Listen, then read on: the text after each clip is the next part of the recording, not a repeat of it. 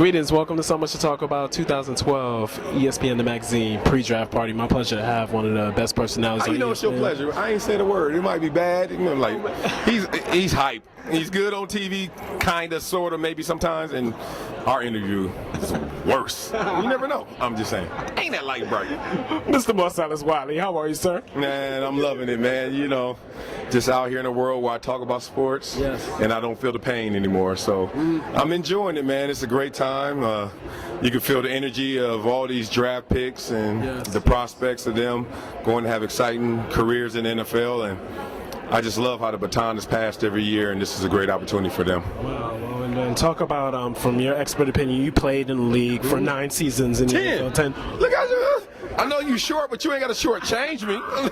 Come on, Cleveland Brown. No, I'm messing with you. I'm messing with you. I see you. See what you got on. Look clean. You look real good. Thank you. Yeah. The gym works for you. It don't work for me. The restaurant works for me. The gym works for you. But talk about which players really catch your eye. The players that no one's really talking about. The sleepers outside of round 1. Well, you know, I guess it's 2 parts to that question. You talk about the ones that catch your eye. Trent Richardson is a monster at the running back position. He could go to the Browns. Yeah, that's why I brought it up. He could go to your team that you're sponsored by, obviously. You got to love this guy's talent, his skill set, in a position that's being devalued of late, but still this is a guy I think that can go out there and have tremendous impact if he is a Cleveland Brown with Colt McCoy and help him balance out that offense. Obviously, the guys at the top are RG3, Andrew Luck. You got to respect them.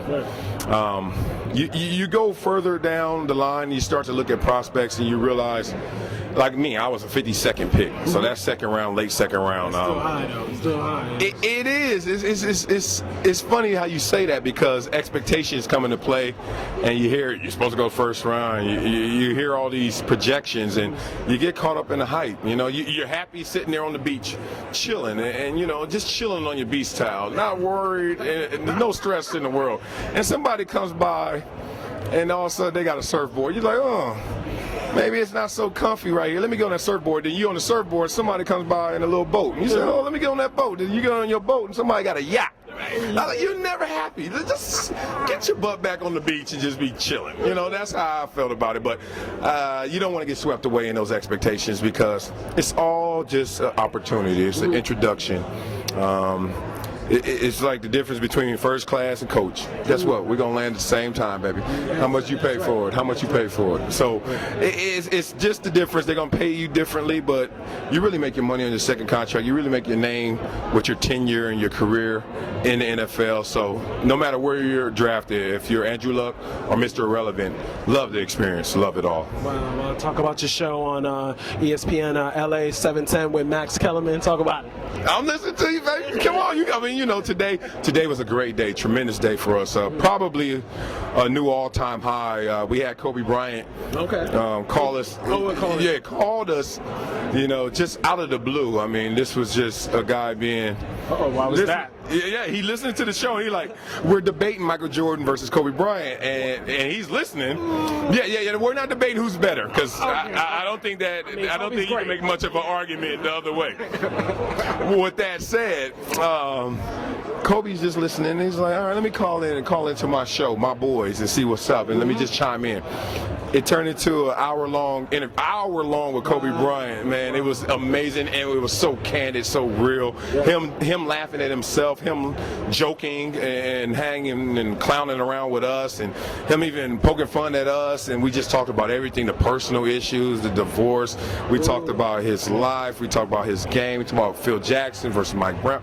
Everywhere you wanted to go, like if you had Kobe Bryant for an hour at a barbecue, we went there today. So it's a great show. Max, he's a genius. He's a mad genius, though, so only a few survive his genius, as he wants to say. One of the smartest people I've ever been around in my life. I catch myself sometimes being quiet because I'm listening to him. Yeah, we did, and I didn't know him because he was a misfit. It took him 12 years to graduate. I had to get out of there. So he said he knew of me because of football. Sure he did. He never went to any of the games. So, but just a guy I tremendously respect. You know, as soon as he left Columbia, immediately took on the career path path of being in the media, hosting his own shows, IMAX, Around the Horn, and now we've met up together. And you know, I just like the blend of his intelligence, our intelligence, and the humor, because I played the game, he didn't, but he talks it like the best of them, and we just have a fun time. Well, one more question for you. Okay. We're in New York City, New York Giants, Super Bowl champs. They won the Super Bowl? About you living in the past? You're living in the past. They're defending champions. Defending champions? What are you defending? Like Nick Saban says. You know, Nick Saban walked out to the group this year, 2012. You know, Alabama Crimson Tide, and he says, spring practice? Yeah, and he says, men, I'm not talking to the national champions of last year. So you got to understand, you got to address it that way. But all that said, I'm not going to take away from the greatness of the New York Giants and them winning the Super Bowl. And like Eli's relevance, you think, after that win? Quiet storm, man. You know, you just got to respect this man for just showing up. And, oh, you don't know me, I'm understated. You know, he's the millionaire next door. You know, how the principle of that book of you don't know that what that guy's really worth over there, because he's not trying to show you and exude it in ways that are flashy and flamboyant. He's just like, see me in the fourth quarter, or see me in the Super Bowl twice against the Patriots. It's like an Olympic team. You know, every 4 years they win a gold. So that's what they're doing around there right now, and I respect them. I've been on the other side of the fence with Eli. I remember when he got his payday, I was like, Eli Manning won Super Bowl ring, got paid like that, and then he comes out and he says, I'm an elite quarterback. Yeah, and I'm like, Eli throws for 5,000 yards as well as winning the Super Bowl.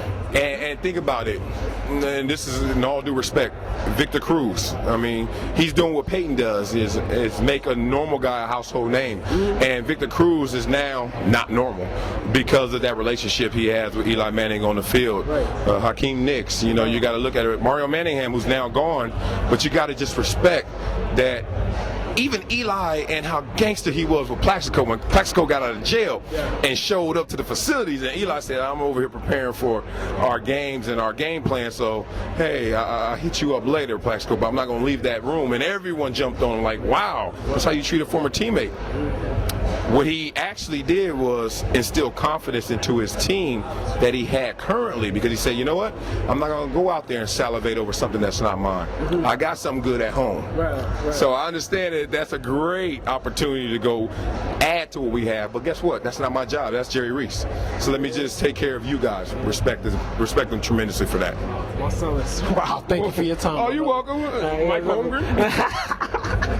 But you know, no, it's more the Browns of the 50s, more the Browns of Autogram. Autogram, you look clean. Jim Brown. Jim Brown later. Yeah, look at you. Brother Malcolm. All right, take care.